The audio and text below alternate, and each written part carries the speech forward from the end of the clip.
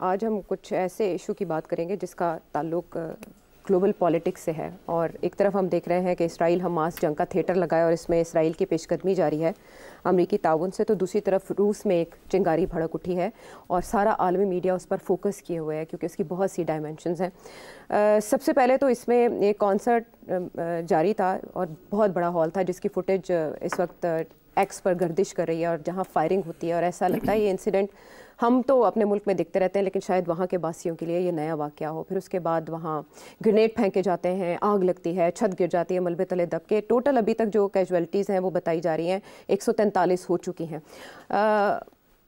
उसमें Russian president तो ये कह रहे हैं कि हमलावरों का ताल्लुक यूक्रेन से है। अच्छा, उसमें इस्लामिक स्टेट क्लेम करती है रिस्पॉन्सिबिलिटी, जिसके बारे में कुछ वेबसाइट्स से निगेट भी कर देती हैं कि ये क्रॉप्ड है, डॉक्टर्ड है, वेबसाइट जो भी क्लेम कर रही। अमेरिका ने जो इसमें फौरी तौर पर अपना हिस्सा डाला वो ये था कि 8 मार्च को उन्होंने एक वार्निंग जारी की अपने शहरियों को कि वो रूस में ट्रैवल करते हुए थोड़ा एहतियात करें और इज्तनाब करें क्योंकि 48 घंटों के अंदर कोई ऐसा वाक़या हो सकता है जो ख़तरनाक साबित होगा। उन्होंने ये सारी जो इंटेलिजेंस थी वो रशियन हुकाम के साथ भी शेयर की जिन्होंने इसे प्रोपेगेंडा इब्तदाई तौर पर करार दिया, लेकिन फिर ये वाक़या हो गया। अब अमरीकी किरदार को भी शक की निगाह से देखा जा रहा है, लेकिन अमरीका का ये कहना है कि ये मुमकिना तौर पर या मुबैना तौर पर IS खुरासान की कार्रवाई हो सकती है।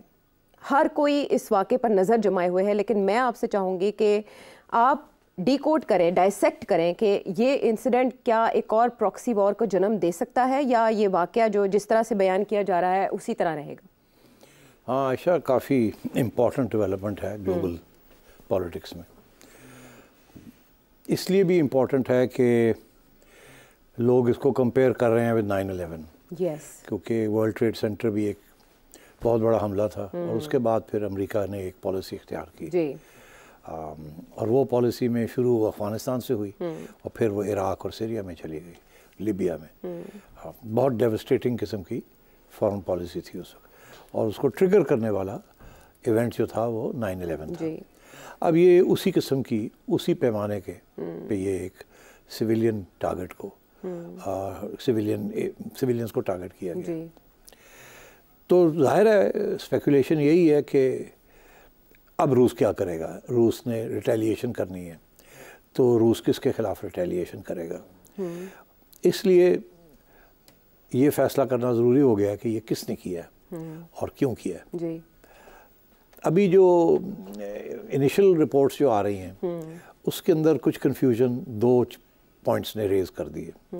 एक अभी आपने जिसका हवाला दिया कि कुछ अरसा पहले अमेरिकन इंटेलिजेंस ने अपने ट्रैवलर्स को, अमेरिकन को इन रशिया कुछ ट्रैवल एडवाइजरी भेजी थी कि कुछ गड़बड़ हो सकती है तो आप मेहरबानी करके एहतियात करें। मगर ये ट्रैवल एडवाइजरीज आती रहती हैं, ये इट्स नॉट सो इम्पोर्टेंट। अच्छा, मगर इससे कबल कुछ 6 माह पहले एक सीनियर अमेरिकन ऑफिशियल ने भी एक पब्लिक प्लेटफॉर्म पे कहा था कि रूस को तैयार हो जाना चाहिए। और विक्टोरिया नुलैंड ने कहा था, अंडर सेक्रेटरी हैं ये, और कि रूस को तैयार हो जाना चाहिए, बहुत सख्त किस्म के अटैक्स आने वाले हैं रूस के ऊपर और फिर रूस को समझ आएगी इस बात की। तो एक तरफ अमेरिका ने एक वार्निंग भी दी है रूस को, दूसरी तरफ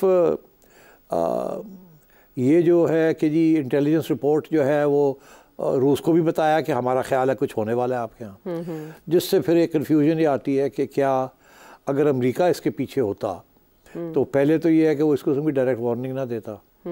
जब इस किस्म के CIA ने काम करने हों तो पहले एडवांस वार्निंग नहीं दी जाती और इस किस्म की धमकी नहीं दी जाती क्योंकि फिर लोग ऑटोमेटिकली 1+1 2 ऐड कर लेते हैं कि जी अमेरिका ने तो धमकी दी थी और अब कर दिया। तो इसलिए एक तो ये जो थ्योरी है कि इसके पीछे अमेरिका है उसको ये नेगेट करता है। अच्छा। दूसरा ये कि अगर ये ट्रैवल एडवाइजरी दी थी, आप कह रही हैं मार्च के पहले हफ्ते में, 8 मार्च को, तो फिर ये तो रूस वालों को भी बताया था। ये तो सिर्फ नहीं कि अपने लोगों को बताया था, सारी दुनिया को बताया था कि उनकी इंटेलिजेंस ने कुछ चैटर पिकअप किया है जिससे उन्होंने ये एडवाइजरी दी है। तो पहली तो ये कन्फ्यूजन कि क्या इसके पीछे अमेरिका है या नहीं है, इसको दूर किया जाए। ठीक। अच्छा, तीसरी चीज़ ये है कि ये तो हो गई वो 2 पॉइंट्स जिसमें अमेरिका को आप एक्सक्यूज़ कर रहे हैं। मगर दूसरी तरफ एक और भी इशू है। वो इशू ये है कि अमेरिका और रूस के तल्लुकात दिन ब दिन ख़राब होते जा रहे हैं और यहाँ तक कि प्रेसिडेंट पुतिन ने ये भी कहा है कि अगर अमेरिका ने और मदाखलत की और यहाँ हमें उकसाया इस एरिया में तो हम ये न्यूक्लियर वॉर भी हो सकता है। जी देखिए, ये न्यूक्लियर वॉर की पहली दफ़ा ये बात तैयार है तीसरी आलमी जंग के लिए, और इसका मतलब है कि प्रेसिडेंट पुतिन जो है वो समझता है कि American involvement in this theatre ये और भी बढ़ सकती है, जिसकी वजह से वो वार्निंग दे रहा है। और ये इस किस्म की संजीदा वार्निंग जो है ना, सीरियस वार्निंग, अभी तक किसी ने न्यूक्लियर वेपन्स की बात नहीं की थी।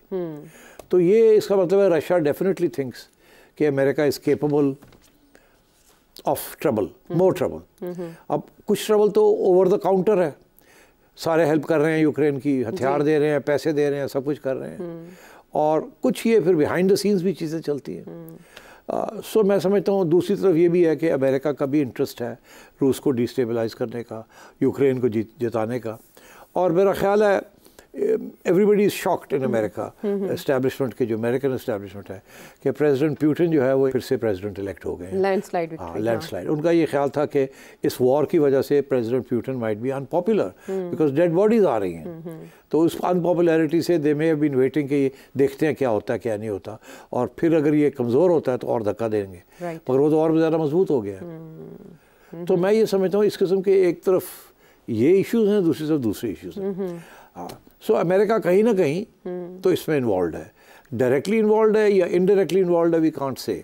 मगर अगर नहीं इन्वॉल्व तो और एविडेंस, अगर कोई काउंटर एविडेंस आती है तो वो देखनी पड़ेगी फिर। रूस ने तो जो ऐलान किया है वो तो ये ऐलान किया है कि ये लोग यूक्रेन से यूक्रेनियंस हैं, यही कहा है ना कि जिन लोगों को पकड़ा है और थोड़ी सी तफ्तीश की है उसमें यूक्रेनियंस का उनको हाथ नज़र आता है। तो रूस ने तो पहले दिन ही कह दिया कि ये यूक्रेन वाले हैं, वहाँ से ये लोग आए हैं। इसका मतलब ये है कि अमेरिका इन्वॉल्व है। बिल्कुल। तो और अब मैं समझता हूँ इस इल्ज़ाम के बाद एक सीरियस प्रॉब्लम बन जाएगा प्रेसिडेंट पुतिन के लिए कि अगर एक तरफ वो कह रहे हैं कि ये यूक्रेन से आए हैं और ये अमेरिका इसमें इन्वॉल्व है, तो फिर इनको भी कोई 9-11 टाइप काउंटर करना पड़ेगा जो कि इस थिएटर ऑफ कॉन्फ्लिक्ट को एस्केलेट कर सकता है। राइट। तो या तो ये कहते हैं कि ये यूक्रेनियंस नहीं है, तो फिर उनको रिस्पांस करने की ज़रूरत नहीं थी। ठीक। अब अगर कह रहे हैं कि जी यूक्रेन से आए और अमेरिका इन्वॉल्व है, तो फिर कुछ ना कुछ तो करना पड़ेगा ना, नहीं तो उड़ जाएंगे। अगर हम कहते हैं कि ये तालिबान आ रहे हैं उधर से और हम चुप करके बैठे रहे हैं, तो फिर लोग कहते हैं जी वड़ गए हो तुसी, तो वी हैव टू अटैक। इसी तरीके से इंडिया यहाँ आता है, 2 जहाज़ फेंकता है तो हम चुप करके बैठ जाएं, तो पीपल विल से कि न्यूक्लियर पावर को क्या हो गया, तो we have to attack, counter. इसी तरीके से ईरान के साथ भी यही हुआ। तो जिसके ऊपर इस किस्म का हमला होता है उसको फिर काउंटर करना पड़ता है नेशनल इंटरेस्ट। लेकिन समटाइम्स कुछ ऐसी पावर्स भी हैं, जैसे हम अमेरिका, हिलरी क्लिंटन का भी एक बयान था कि हम रीज़न पैदा कर देते हैं अटैक की। अब वो बताया कि जब एतराफ़ात होते हैं इनके मीटिंग्स के अंदर, तो जैसे कि जब हमें अमेरिका ने कोई जगह, किसी जगह पर कोई टारगेट सेट किया होता है तो वो क्रिएट कर देते हैं रीज़न। एक कॉन्स्पिरेसी ये भी है कि अमेरिका चाहता था इस खत्ते में आए और रहे, फिर 9/11 हुआ और फिर अमेरिका को ये मौका मिल गया। आपको लगता है कि ऐसे किसी फॉल्स फ्लैग ऑपरेशन की ज़रूरत रशिया को भी थी कि यूक्रेन पे वो अपना हाथ मजबूती से धर सके? क्योंकि इस तरह से पहले तो स्पेशल मिलिट्री ऑपरेशन वहाँ जारी है ना, अब यूक्रेन से अगर आए हैं तो बहाना मिल गया यूक्रेन को कि फुल फ्लेज, रशिया को कि फुल फ्लेज वॉर की तरफ जाए और यूक्रेन में अपने मकासद को मज़ीद वसी करे। आप नहीं समझते कि ऐसा कुछ हो सकता? मेरा ख्याल है इतना बड़ा अटैक फॉल्स फ्लैग नहीं हो सकता। यही वही उसी किस्म की थ्योरी है जो थ्योरी है कि जी वर्ल्ड ट्रेड सेंटर को अमेरिका ने करवाया था, फॉल्स फ्लैग था वो भी, और ताकि इनको मौका मिल जाए टू एंटर अफगानिस्तान और इराक। इनफैक्ट वो इराक और में तो इंटरवेंशन करने वाले थे सद्दाम हुसैन के खिलाफ, जबकि ये वर्ल्ड ट्रेड सेंटर का हुआ। तो फिर उसको रोक के तो पहले ये अफगानिस्तान में गए और जल्दी से बॉम्बिंग करके फिर निकले वहाँ से। तो वो थ्योरी अपनी जगह पे आज तक प्रूव नहीं हुई, और ये भी थ्योरी कभी प्रूव नहीं हो सकेगी कि ये भी फॉल्स फ्लैग है, बिकॉज रूस बहुत हैवीली इन्वॉल्व है यूक्रेन में अब, और वहाँ वो जीत भी रहा है। तो इसलिए उन्हें इस किस्म की चीज़ करने की ज़रूरत नहीं थी इतने बड़े पैमाने के ऊपर। अच्छा, I don't think so. On the other hand